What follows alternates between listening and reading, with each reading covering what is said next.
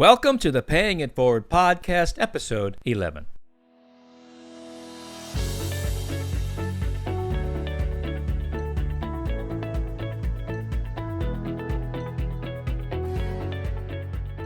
It's really tremendous when you, again, put this collective impact together and realize the significant difference. I mean, it's life-changing for our students. That's the term they talk about. They say the program is life-changing. Hi, and welcome to the Paying It Forward podcast. My name is Steve Richards. Thank you for listening. I believe if you want to attain a C-level position in your career, you need to understand what it takes to achieve that level of leadership. When you have access to successful entrepreneurs and senior executives who want to help you develop the skills and traits to become a great leader, it's like having your own mastermind group to mentor and guide you. In a nutshell, that's our podcast. In just a few moments, we'll sit down with Lee Ann Kline. She is the president and founder of STEMadvantage. As a listener of this podcast, I felt it was important for you to be introduced to and learn more about STEMadvantage. It's said that talent is equally distributed, but opportunity is not. STEMadvantage is a nonprofit organization that mentors, prepares, and inspires women and underserved communities to pursue careers in science, technology, engineering, and math. STEM's overarching vision is advancing equity through education by providing economic and social mobility to these underserved groups, by supplying a vetted pipeline of diverse talent back to businesses, and subsequently helping address components of the racial wealth gap. STEMadvantage gives students many of the benefits that other students attending a private or elite public university receive. These benefits include paid internships, mentors, scholarships, professional development, career panels, and community. Through partnerships and a collective impact model with businesses, professional, and industry organizations, STEMadvantage is a holistic program designed specifically to help students graduate, launch STEM careers, and then pay it forward as future role models and mentors to help others. What makes this program very successful is the partnerships this organization creates with universities, students, and the business community, and how all of that comes together to provide the economic and social mobility, i.e. opportunity, that isn't necessarily always there. Again, talent is equally distributed, but opportunity is not, and STEMadvantage, by advancing equity through education, provides that opportunity. Now, my interview with Lee Ann. My guest today is Lee Ann Kline. She is the president and founder of STEMadvantage. Lee Ann founded STEMadvantage in 2012, and just recently she left her corporate role at Ernst & Young to focus full-time on STEMadvantage. Lee Ann, it is my honor and distinct privilege to welcome you to the Paying It Forward podcast. Thank you for joining me today. Well, thank you so much, Steve. I'm really honored and privileged that you asked me to be here today, so thank you. So, STEMadvantage is a phenomenal organization. I have read up on it. I have had some people mention it to me in the past, and this is the first opportunity I've had to really sit down and chat with you. So I'm very curious in your past, what passion, what internal motivation did you have to start STEMadvantage, and then ultimately quit your full-time job to devote your attention to this? Well, for me, it was, I think, pretty simple. I'm a math and computer science undergrad, and I've worked with amazing companies for my whole career. And I was working always with leading organizations in their information technology or IT organizations because I was in consulting for many years. And literally, I could count the number of African American and Latino men and women on one hand at many of these large financial institutions where I was working. At the time I was back in the New York area, but working with many global companies. Plus, the number of women who were in the organizations was significantly less than when I had graduated. So when I moved to California about 10 years ago, I was still doing consulting, and I was meeting with a lot of chief information officers. And I really said, hey, there's so many opportunities for us to make a difference here. So, why don't we do something? And we looked around, and I said, there are so many phenomenal organizations focused on the kindergarten through 12th grade space. You have Girl Scouts and Boys and Girls Club and Girls Inc. and really well-respected organizations. And then you have organizations helping minority students go to the top tier in Ivy League universities. But I said, in fact, most of the diverse students are going to public universities right here. So why don't we do something to help these students? And that really was how we started STEMadvantage. So it starts local. It's still relatively local then. It is. We are working with California State University students who are majoring in STEM here in the greater Los Angeles area and in Orange County, California. And we selected California State University, or we call them the Cal State system, as our first university partner because the CSU is the largest and most ethnically diverse four-year public university system in the nation. I mean, it's amazing. I think it's one of the best kept secrets around, like STEMadvantage is sometimes in terms of the phenomenal pool of students who they attract and really support to earn their bachelor's degrees and in many cases master's degrees. And the vast majority are low-income first-generation college students. So they want and need support, and we have a great opportunity to make a difference. No, I think it's fabulous. How do you go about getting scholars? How do scholars get engaged in STEMadvantage?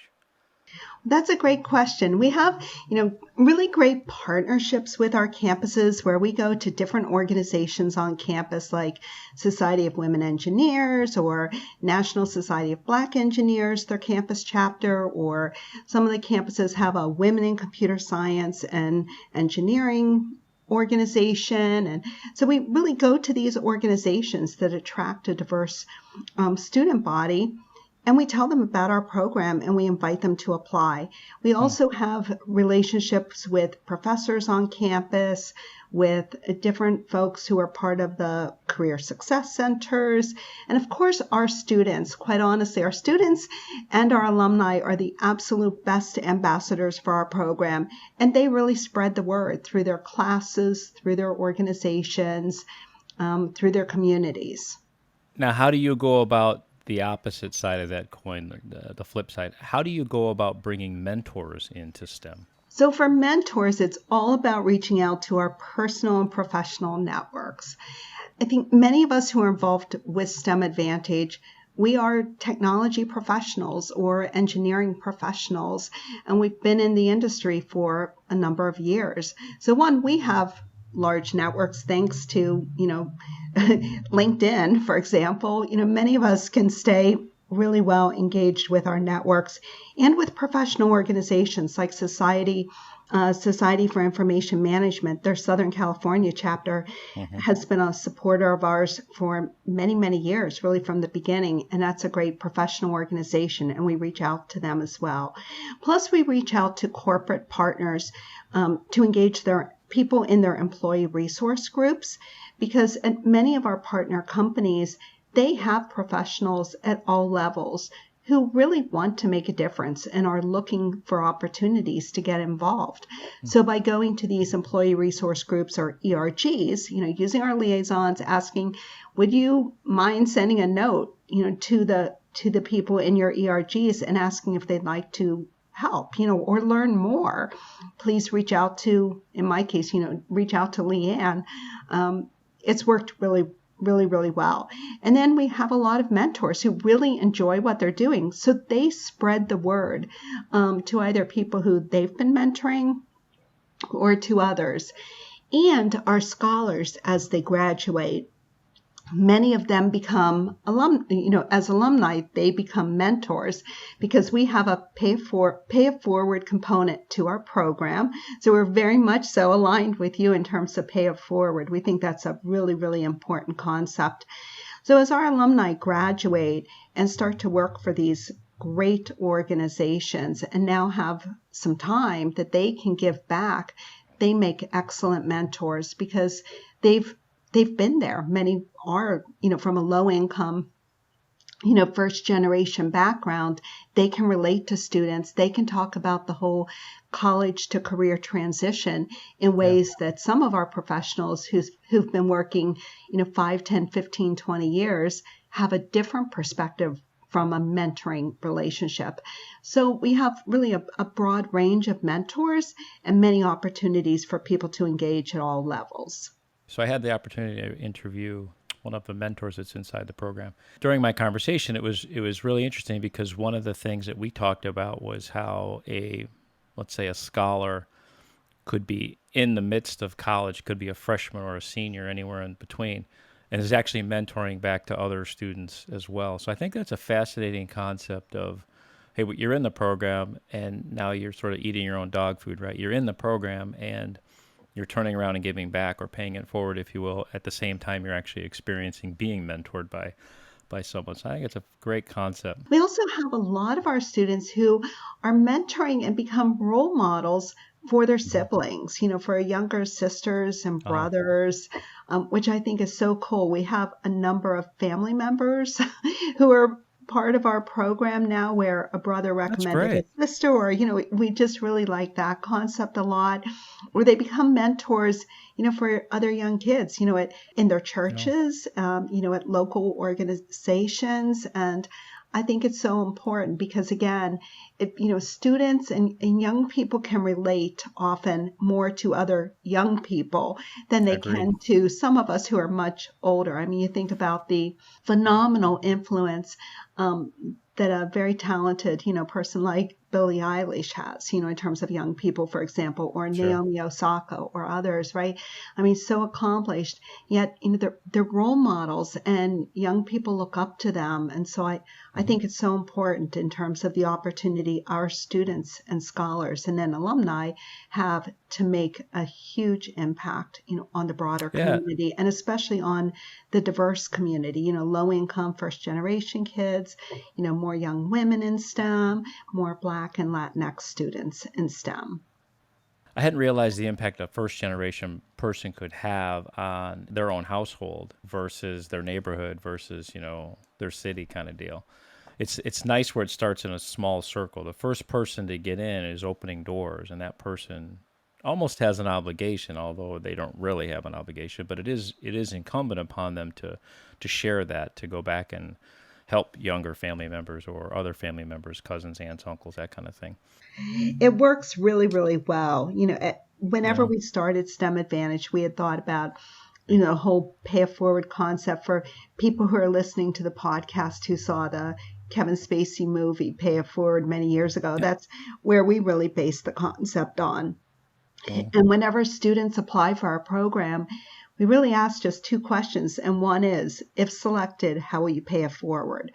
We think that's just such an important concept and just has the absolute ability to exponentially impact how many students we can reach.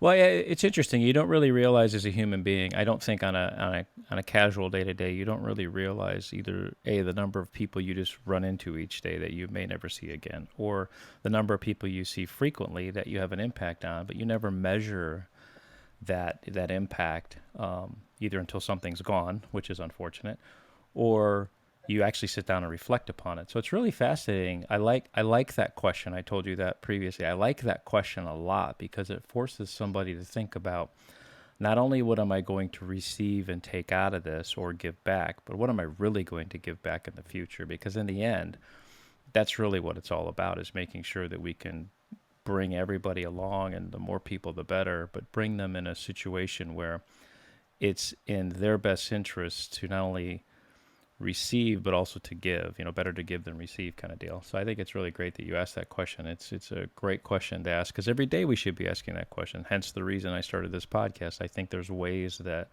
all of us, regardless of our age, our gender, our creed, our culture, whatever it may be, our ethnicity, everybody has an opportunity to give something to somebody every day. And I think whether that be in a formal or informal structure, and 9 out of 10 times it's probably more informal, we should be doing that. We should be taking moments of opportunity and capitalizing on those to train or teach somebody, as well as learn from other people. Otherwise, life would be incredibly boring. Oh, absolutely. We have a lot of, it's such a great point. We have a lot of reverse mentoring that goes on. If you think about it, right? The young people are involved in social media in ways that we aren't. They use different systems than we do in terms of ways they text and talk to each other. So I think absolutely our mentors learn a lot from their mentee, just as our mentees are learning from their mentors. There's definitely learning both ways. How do you match up a scholar with a mentor? What's sort of the fit analysis? How do you go about that? Well, it's definitely art and science. We Okay. do it. It would be nice, maybe and easy if it were science. And I know there are algorithms out there, and we actually had tried a system for a while, and Mm, we just didn't find that it worked in terms of it just mm, didn't click with our students. So we use the art and science approach, and we use a bit of an old-fashioned approach, I guess you could say, but literally we listen and learn about our scholars, and we listen to our mentors. And again, for the most part, we know who our mentors are because they are part of our personal and professional networks or got introduced to us by somebody we know.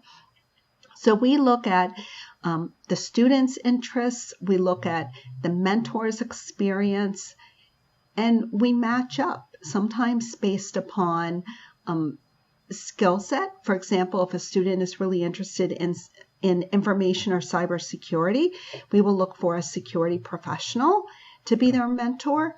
If a student is interested in a whole range of technology, then we might look for somebody who's a chief technology officer to be his or her mentor, because we know that the student's really interested in learning a whole range of things. We'll have some students who are interested in civil engineering, right? So we'll look for a civil engineer. So we look in terms of the interest areas. We look at industry. For example, some of our students are really interested in media and entertainment. So a company like Sony or NBC Universal or Warner Brothers is like so amazing. If we can find a mentor at one of those companies and have them, again, pair up the mentor and mentee, then there's even additional dimensions of what they can talk about. We also look at gender and race or ethnicity. We think it's one dimension, not the only attribute to look at, but we do understand that as the young women in our program have a mentor who's a female professional, she's also a role model then. So not yeah. only is she, a great mentor in many ways, but she might also be able to talk to the student in terms of managing work-life balance. For example, we have some students who are young single moms. So we'll Mm, look for a mentor who is also, a mom, and in some cases a single mom, but, a young mom or somebody who we think can relate to some different dimensions for the students. Same with in terms of race or ethnicity. It's not the only dimension we look at, but if we have many young Black students in our program. And when we have Black professionals who we compare them with, who they can sometimes talk about, not only are they a role model, but they may be able to share stories or relate sometimes in ways that some of us just can't. simply can't, Yeah. right? I mean, Yeah. we simply can't. So, and the student may feel more comfortable with them because some of our mentors, while it's a professional relationship, when you have low income first generation students, sometimes also the mentor is, almost like a big brother Yeah. or a father mother or some Yeah. There's more. even There is more to it's it. even a more, Yeah. yeah, there's more to it. We'll have a lot of professional mentors who will even say, oh, I took my own 3 kids through this, and now, with my mentee, I feel like I have kind of this fourth child, and I have all these things that I've learned from my own children and all these lessons learned, and now I can apply it. But it's like, wow, I feel like, they're listening to me because I'm not the mom or dad, and Yeah. so we have so much of that. So it's definitely, it's all around art and science. Well, it's interesting because it'd be kind of a shame to go through life and accumulate all these experiences and not turn around and utilize those in a conversation or advisory capacity, mentor capacity for other people. And I imagine there's a lot of younger folks who sort of try to figure out, how do I apply to college? Once they get into college, they're working through college, and then they get through college and they start their work world. It's really nice to have one, two, several, however many there may be. It's really nice to have people that you can ask questions to. What I admire about what you're doing is the matching up of people who can sharpen people by virtue of advice and wisdom and personal experience. You have a 100% success rate for your graduates as well as being hired in the marketplace. That is phenomenal. I read that and I was blown away, because what it tells me is that not only do you have hungry students, gifted students, people who are hard workers and will work hard, but you have mentors who are strong, who really listen, dig in, understand, have a trusted relationship, help these people, your scholars understand and communicate or understand how to keep that and maintain and increase that level of confidence from the start to the end. And the end never is until they're, way older, because they're supposed to be paying it forward and giving it back, right? So when you took your passion and created this 9 or 10 years ago, and you saw that opportunity and need, and you looked around, not many people can see that or have that level of compassion or understanding or gift to take it from thought to fruition. And then for you to take and help over 460, probably 500 young people now, scholars today, get through that with mentors who are passionate about it, share that passion with you. I think it's fabulous. You should be commended for what you're doing. I know you have that certificate from the Congress, or congressional certificate, so that's cool. Well, thank you. I mean, it's a very, we call it collective impact, because it takes a lot of folks. I mean, a while ago, everybody was always saying it takes a village, was kind of the term everybody used. And we use the term collective impact. We really think it's important for people to work together and know that, no single person or company or, industry can solve everything, but working together as we, work with partners who, open their doors to help these students to find and get these internships, and then mentors giving their time to make a difference, and then other people giving donations to help in terms of the scholarship so that our students can stay in school and graduate with less debt. And then people sharing in terms of professional development. We do so much with people doing resume reviews and practicing mock interviews and doing career panels around, STEM and media and entertainment and STEM and aerospace and STEM in different industries, and then cybersecurity skills and so on. And then even different events to build community and create that whole sense of belonging and support structure for these students that's so important. It takes a lot of people involved. And everybody who's so involved with us, they're volunteering all of their time. I mean, it's really tremendous when you, again, put this collective impact together and realize the significant difference. I mean, it's life-changing for our students. Yeah, That's for sure. the term they talk about. They say the program is life-changing because they go from low-income, first-generation student to now, coming out and earning on average like $71,000 a year, and many of the students are earning much higher. Well, that takes them from low income first generation to, middle income right away. I mean, they can start to pay off any debts. They can start to think about how they might be able to save, for their, and then invest, as you look at all the statistics lately, it's the investments in terms of where you really grow the wealth. But they can take care of their children and their siblings in so many different ways. So there's that intergenerational impact as well, because their sons and daughters will grow up and think about things in just very different ways. They'll have a different perspective in terms of educational opportunities and seeing their mom and or dad, who's working at these amazing companies and in a great career. And many different doors will be open to them. So it's really, we take that long view, I guess you could say, because it's, right? I mean, it's, there's the immediate impact for the student, but then there's also that generational, which that's how we believe you really start to address the racial wealth gap. It's not enough, in our opinion, to just have the students come out and earn $15, $17 an hour. I mean, while that's nice, it doesn't take them beyond the food and rent, for example. How do you really address the wealth issue and the wealth gap? So we believe that this is an amazingly talented, population of students that is so often, quite honestly, being overlooked in our area. Mm-hmm. So someone has to care. So we care. We'll jump in and we'll provide the support they need, because we think they are going to make such a difference in terms of their families and their communities over time, that it's people will see the bigger impact. I mean, we're seeing it already, and we'll definitely see it as we can scale the program.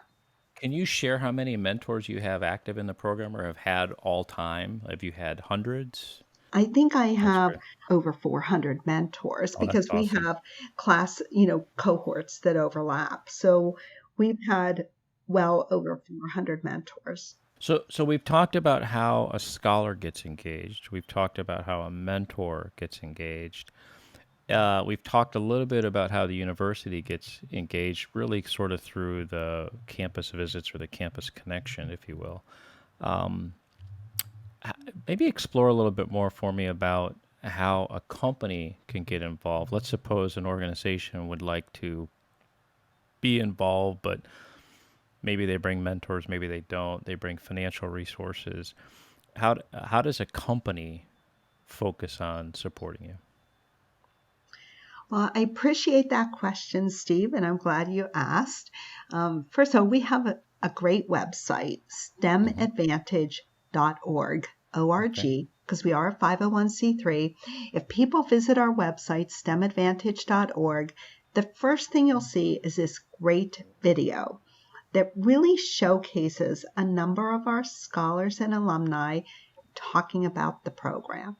And then literally all people have to do is reach out. They can reach out to me, Lee Ann at stemadvantage.org, which is LEEANN at stemadvantage.org.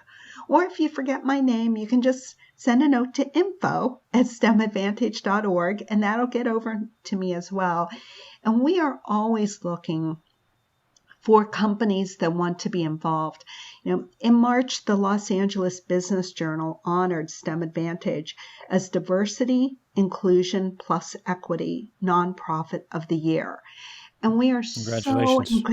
we are so incredibly honored and proud to have been recognized in that way, because we think diversity and inclusion are important, but just as important is equity. And so we invite companies who really believe as we do in terms of the full diversity, inclusion, plus equity to reach out to us and get involved. There are opportunities, as you said, there are funding opportunities, there are opportunities to provide paid internships to scholars and to hire entry-level diverse talent. Many opportunities to engage your employees and your people through your employee resource groups. As mentors, we offer a lot of professional development programs and career panels, over 25 a year, where again, we look to our partners to be on panels to really provide that whole, the whole different perspectives really on the careers. And then different ways to get involved in community. So many different ways, and we welcome people to reach out. Again, it's really all about collective impact and working together to make a difference. When scholars first get engaged with you and they first get assigned a mentor, who makes that first introduction? Is the mentor on the hook to call the scholar, or does the scholar take the initiative?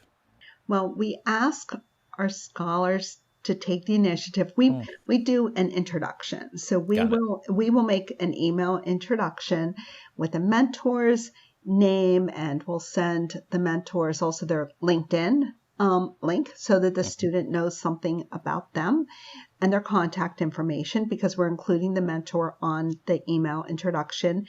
And then we have the scholar, and we have their email, we have their major, again, ways to reach them, and their application so that the mentor knows something about them. So we ask them to get in touch, and we ask our mentees to please kind of take that initiative with their mentor. Having said that, we know that since many of our students are low-income first generation, sometimes they will feel like they're bothering the mentor. I Mm, mean, you know, mm, I can't think of a better way to put it. They'll be like, but this person, I know, you know, he or she is, you know, they are so busy in yep. terms of the work that they're doing. So we also reach out to our mentors and we say, well, while we would like the mentee to take the initiative, we would appreciate if you can do so as well. If you haven't heard from them, or if you do have an assistant who helps you with your calendar, if they could get some of the meetings set up, because we do ask our mentors to commit to 1 hour once a month for a year, or even 30 minutes every other week if that's easier to schedule and if that ongoing, you know, connection works better for them and for the student, and in many cases it does. So we will ask if they will also get engaged and set up, and then we reach out to say, is it working? Because again, we know that also people get busy, students get busy, you know, our professionals get busy, but it is really a two-way street as well in terms of that communication. And it's like any relationship, right? You got to make it work. Yeah, So right. you've got to invest in that no matter what. We'll role play. I'm a mentor. Just came in. My mentee, my scholar contacted me, and we start this process. What are the 3 to 5 things that I, as a mentor, should be sort of spearheading, driving, quietly being the marionette? What are the 3 to 5 key things that I need to be focused on with the scholar? Well, when we make the introduction, we do send out a worksheet that has a series of questions that the mentor and mentee can use that as a foundation, you know, to build Okay. from, because sometimes a person has not been a mentor before. They're quite Right. honestly not sure where to start. So we created the worksheet to give them a place to start, to talk with a student, to see, is it, you know, the interviewing prep where they need help? Is it reaching out to companies where they need help? Is it somebody reviewing their resume or their LinkedIn profile to say, you know, you told me you did X, but I don't see that on LinkedIn. You know, you really have Mm. to make sure that you're keeping your LinkedIn profile up to speed. So we have the worksheet that gives them a good place to start. Then, Okay. having said that, the students at the Cal States, it's not your traditional students who are 18 to 22-year-olds. We have students from 18 to perhaps even their mid 40s, maybe even early Oh, wow. 50s, at all different stages. We have single moms who've gone back to school to be role models for their children. We have veterans who've come back who are now, you know, earning a degree. We have people who've been working for, you know, maybe 5 years, but they're not satisfied in terms of the job that they have, and they Mm, want to do something more inspiring and more of a mm, career, not only for themselves, but also for their family. So we have the whole gambit. So I do think it's so important for the mentor and mentee to build that trust, to have just a right. couple of conversations to get to know each other, even to make sure it seems like a good fit and that they can talk comfortably in terms of different areas and to see where they can help. And then so often it's it's helping our students to develop confidence in terms Mm-hmm. of the interview. Again, they've not maybe had people in their lives who've helped them to develop the type of confidence to have an interview at one of these major companies, right? You know, a media and entertainment company. So helping them to develop that confidence and to practice in terms of interviewing skills, or to know that it's okay to reach out to somebody on LinkedIn who you don't know and say, hey, I'm a Mm-hmm. student. I'm a computer science student at Cal State LA. And, you know, I saw your LinkedIn profile through, you know, my mentors network. And I would love to just be able to introduce myself and, you know, have 20 minutes of your time to talk. So to really help to instill that confidence that it's okay to do that. And then to provide ongoing support, which really can happen in a variety of ways. We'll sometimes have people who say, you know, I'm not a computer science major, I'm not a security engineer, but I'd love to help, and I'm in business development. Well, we have so many students who really need help with telling their story and, listening then to the student and saying, wow, here are kind of the 2 or 3 things you should make sure that as you create an elevator pitch, and I'll help you with that this is what you want to get across. So it is a matter of listening and then understanding in the support area. Is it confidence? Is it feeling comfortable reaching out to people who they don't know? Those are just some examples. So it's hard sometimes to kind of say here are the 5, because it does vary in terms of the students in our program. So we also need mentors who are comfortable with that, because quite honestly, not everybody is. So you had mentioned you over 400 mentors. I'm curious. Sounded to me like your mentors could be 25 to 75.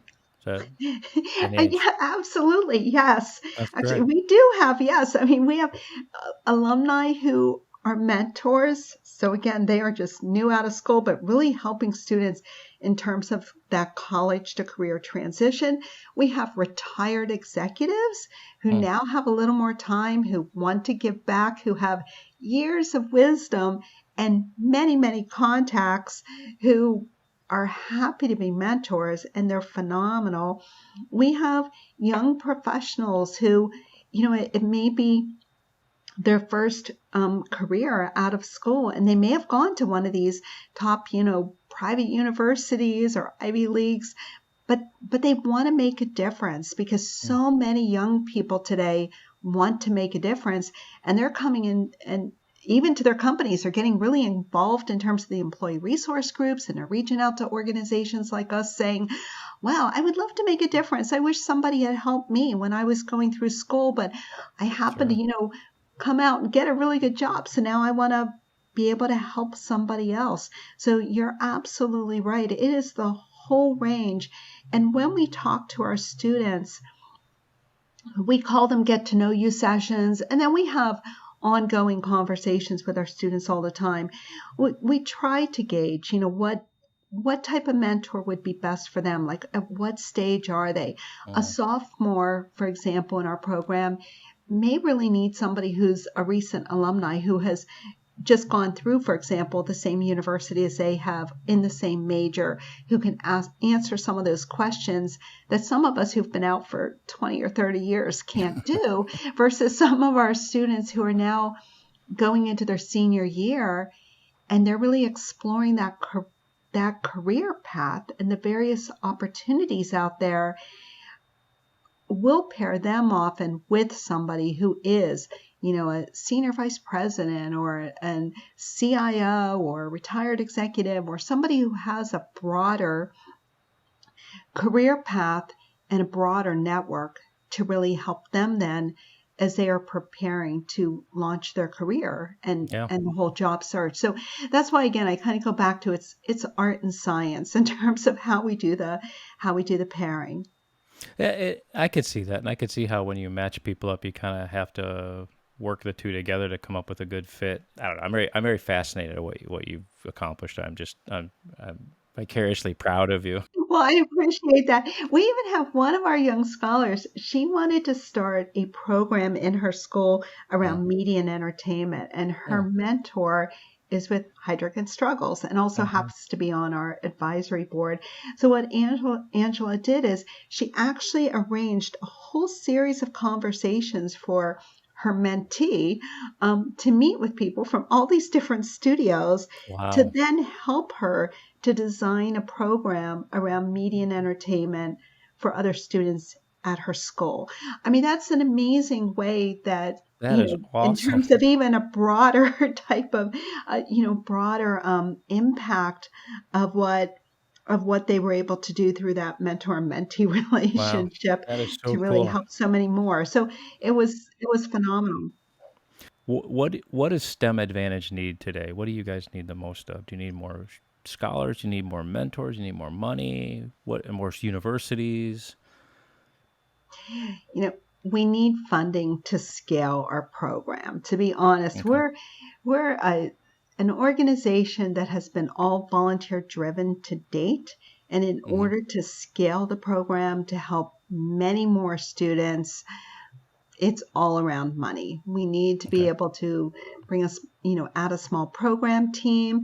We want to be able to support not only hundreds, but thousands or tens of thousands of students.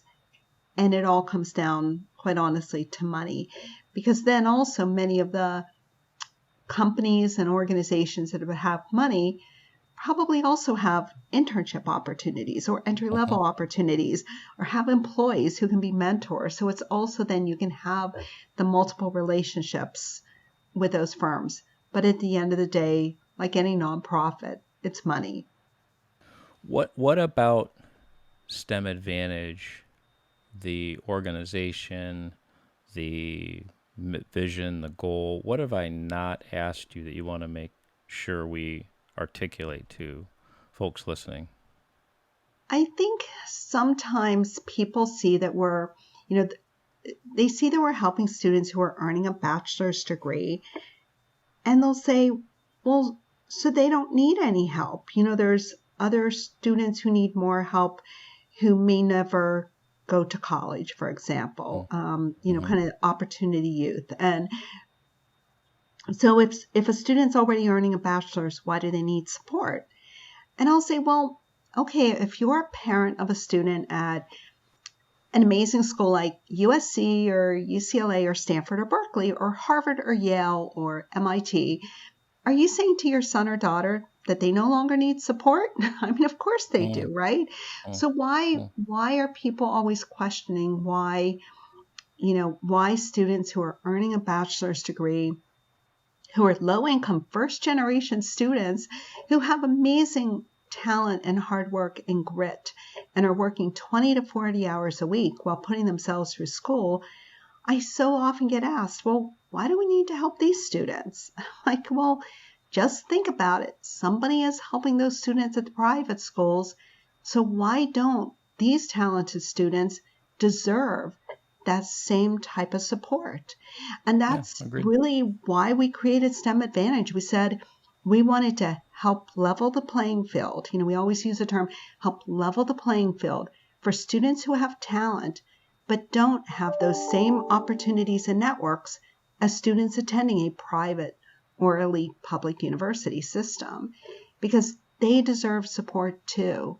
And they will take that support and they will run with it. They are not the entitled students at all. They will soak up everything they can learn from their mentor and from the program, and they will be grateful, and they pay it forward, and they are doing phenomenally well at companies. Like our students, some of them who's graduated in our early years, they're now director level or they're hiring managers in their companies. So it's also not just this type of students who are getting into companies, but they are thriving because they've had to work hard. They've had to thrive their whole lives. So they are getting those promotions and they are keeping up with those students who went to those top universities and really excelling. So as we think about longer term and addressing the racial wealth gap, for example, we need to be helping this whole group of students who have so much talent and so much potential in front of them, but they need support to get to that next level. And we can provide that. So I think we have that obligation to do that. I appreciate that greatly. I think it boils down to your one-liner, which is talent is equally distributed, but opportunity is not. And the way you described the people that are coming out of your program, getting into the workforce, rising up to be directors, and competing, quote unquote, with others from private or elite public, it's perfect. It's just talent is talent, and it's rising up to its level of competence and higher, which I think is awesome. Well, thank you for bringing up about, yes, I mean, talent is equally distributed, but opportunity is not. And I think that does sum it up so much. Lee Ann, thank you so much for your time today. This has been a fabulous conversation. Thank you so much for the information about STEM Advantage. Congratulations on the Los Angeles Business Journal article and the award. Fabulous work you're doing. I'm very honored to speak with you today. Thank you. Well, thank you, Steve. The pleasure was mine. I really appreciate you giving me and giving our organization this platform to spread the word on everything that we're doing. We have a great organization. We welcome people to get involved. Again, Lee Ann at stemadvantage.org. As we've always said, talent is equally distributed, but opportunity is not. So all of you listening have an opportunity to make a difference, and we welcome you to make a difference through us. Thank you. She is Lee Ann Kline, the president and founder of STEM Advantage. If you have a passion to mentor college students or those that are new into the career transition, or if you're a corporation and can provide internships or job opportunities, or if you're just passionate about this topic and want to donate, then please reach out to Lee Ann at leeann@stemadvantage.org. That's LEEANN at stemadvantage.org, or info@stemadvantage.org. and become part of an organization that is doing fantastic and wonderful things for the community. I'm confident you'll find this to be a rewarding endeavor. This information and more is in the show notes section of this episode on our website. Simply go to www.lessonsfromthecsuite.com/episode 11. You can follow our podcast for free on Apple Podcasts, Google Play, Spotify, Stitcher, Libsyn, SoundCloud, or your favorite podcast player. If you happen to think this is a 5-star worthy podcast and you leave a written review, I'll be sure to mention your name in an upcoming episode as a small way to say thank you. If you're not yet following this podcast, please go to www.lessonsfromthecsuite.com, sign up or subscribe, it's free, and you'll receive a PDF on various ways you can pay it forward every day. As always, if you have any questions or suggestions for the podcast, any guest suggestions, or any feedback in general, please send us an email at feedback@lessonsfromthecsuite.com or go to our website and submit a message directly. Thank you for listening. Until next time.